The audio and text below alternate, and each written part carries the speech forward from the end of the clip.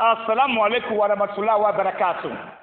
Bienvenue à tous sur ce 14e numéro de l'émission La Voix des Écritures. Dans l'islam, Mohamed est perçu comme un homme plein de morale et de vertu.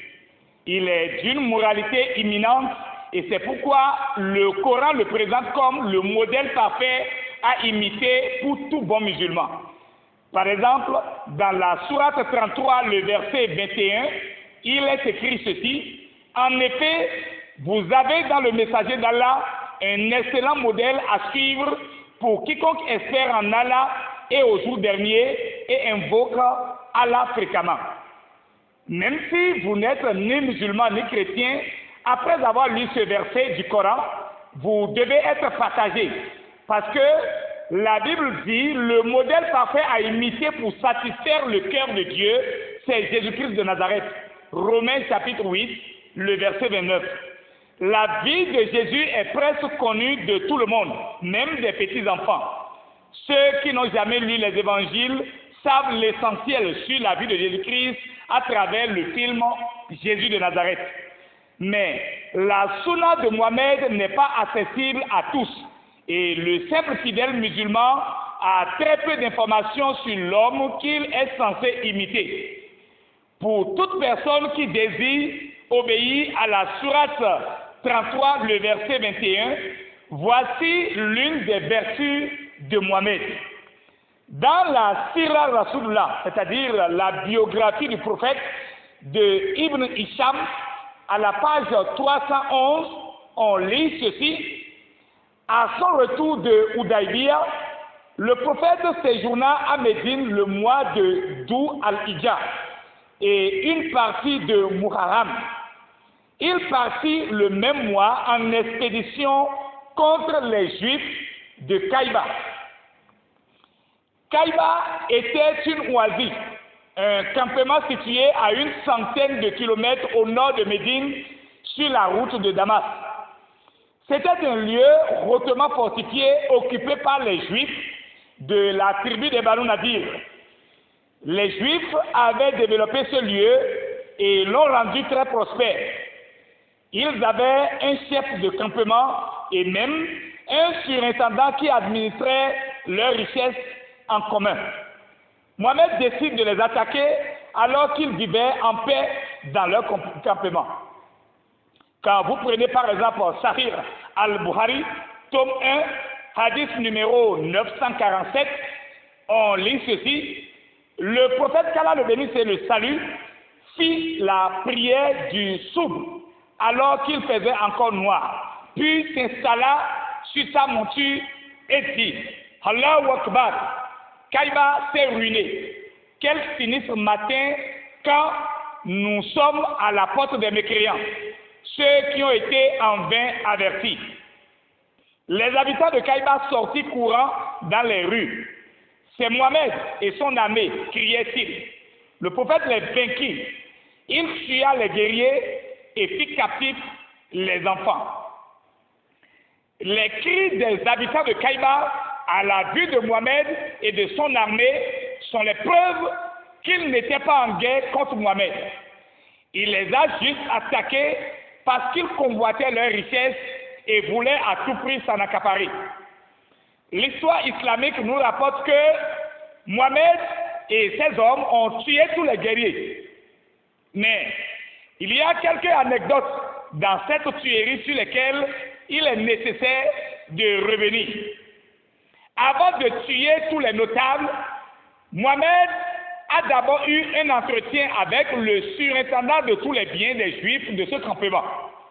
Dans la Sira Rasulullah, c'est-à-dire la biographie du prophète de Ibn Hisham, à la page 317, nous lisons l'entretien que Mohamed a eu avec le gardien des trésors des Banu Nadir.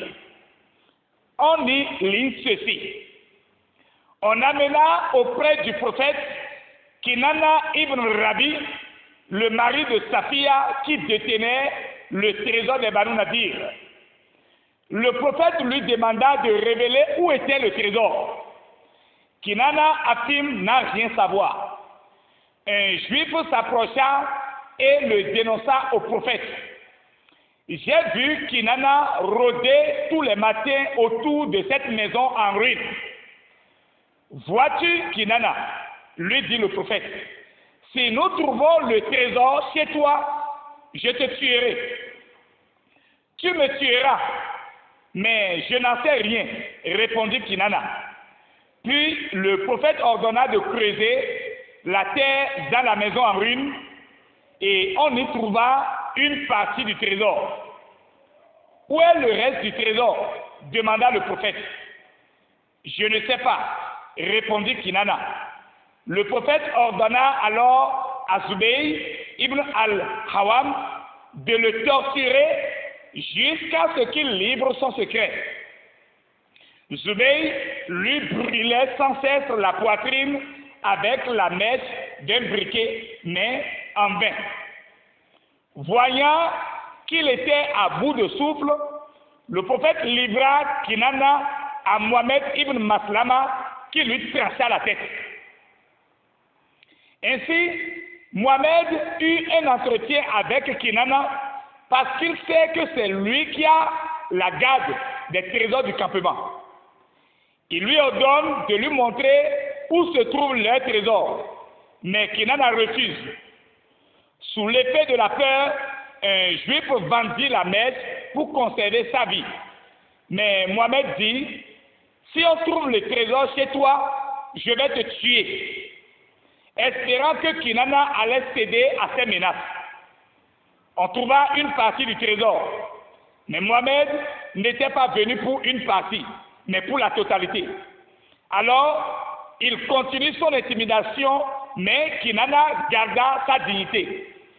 Mohamed n'a pas invoqué Allah afin qu'il lui révèle où se trouvent les trésors pour convaincre tous les autres juifs qu'il était réellement un prophète. Il sait d'avance qu'Allah ne lui révèle rien. Alors, il eut recours à la torture. Sous ses ordres, on allume un feu pour brûler la poitrine d'un homme pour son argent. Certainement, c'est dans les films aujourd'hui que nous voyons de telles scènes. Mais la vérité est que nous sommes en train de vous lire l'histoire vraie du prophète de l'islam. Après avoir tué tous les guerriers de Kaïba, on lit dans la Sira Rasulullah, toujours à la page 315, à la page 316, ceci: les captifs de Kaïba furent largement répartis entre les musulmans. Le prophète eut en partage Safiya, fille de Huyay, Ibn Akhtab, l'un des chefs des Banu Nadir, exilés de Médine à Kaïba, et deux de ses cousines.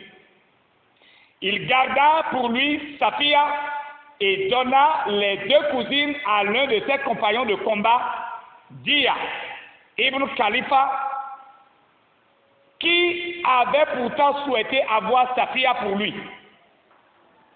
Ainsi donc, après les tueries, Mohamed partagea les femmes comme butin de guerre entre ses compagnons.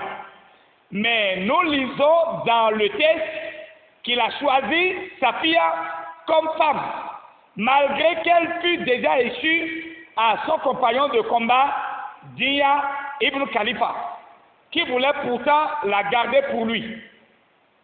Alors, pourquoi Mohamed réclame Safiya malgré que son compagnon de combat l'ait déjà choisi? Quand vous prenez Sahih al-Bukhari, hadith numéro 2235, on lit ceci: le prophète investit Kaïba. Quand il conquit la forteresse et qu'on vint lui parler de la beauté de Safiya bin Huyay Ibn al-Akhtab, dont le mari Kinana ibn al-Rabi venait d'être tué alors qu'ils étaient nouvellement mariés, le prophète l'a choisi pour lui-même. Donc, ce hadith nous apprend que c'est parce que Mohamed a vu la beauté de Safiya qu'il a choisi pour lui-même alors qu'elle était déjà échue en partage à l'un de ses compagnons qui voulait la garder. Or, Safiya la femme que Mohamed réclamait pour marier était la femme de Kinana ibn Rabi, l'homme que Mohamed a fait torturer par le feu et décapiter par la suite. Par la suite, dans Sahih al-Bukhari, tome 1, hadith numéro 371, il est écrit ceci: le prophète consomma son mariage avec Safia en cours de route. Ce fut Sulaym qui procéda à la toilette de la mariée et la conduisit chez lui. Ainsi donc, Mohamed n'a même pas entendu leur retour à Médine avant de commencer par coucher avec Safia, la femme de l'homme qu'il a fait torturer par le feu et décapiter par la suite. Et quand vous lisez la suite de l'histoire, lorsque Mohamed couchait avec Safia, Abu Ayoub, un de ses compagnons, avait son épée à la taille et a veillé toute la nuit, tournant autour de la tente que Mohamed avait dressée en plein air. Dans la Sira Rasulullah de la biographie du prophète de Ibn Hisham, à la page 316, on lit qu'au lever du jour, Mohamed dit à cet homme: que fais-tu ici? Et son compagnon lui répond: envoyé d'Allah, cette femme a suscité en moi crainte pour ta vie. Tu as déjà tué son père, son mari et sa famille.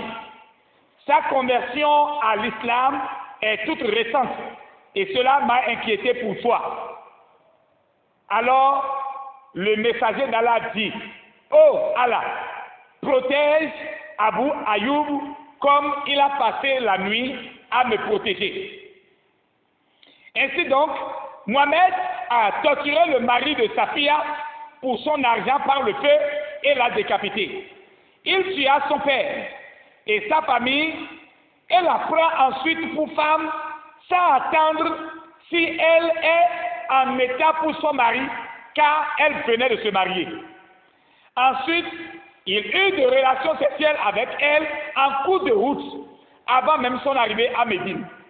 Ce qui signifie qu'il a couché avec elle quelques jours après avoir tué son mari, son père et sa famille.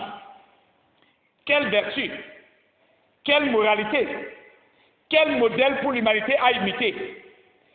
Quelle femme mentalement équilibrée se donnerait volontairement à l'homme qui, quelques jours plus tôt, a tué son mari, son père et toute sa famille? Comment peut-on appeler aujourd'hui quelqu'un qui a fait exactement ce que Mohamed a fait à Kaïba sans mettre le nom de Dieu devant? Et si quelqu'un met le nom de Dieu devant pour faire exactement ce que Mohamed a fait à Kaïba, comment l'appellerait-on? Et comme c'est Mohamed qui a fait tout ceci en criant Allahu Akbar, qui est alors Mohamed?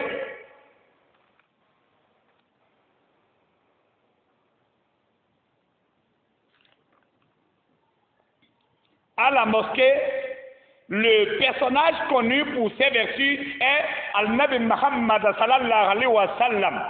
Mais si tu veux connaître le vrai Mohamed, va prendre le Coran et la Sunna.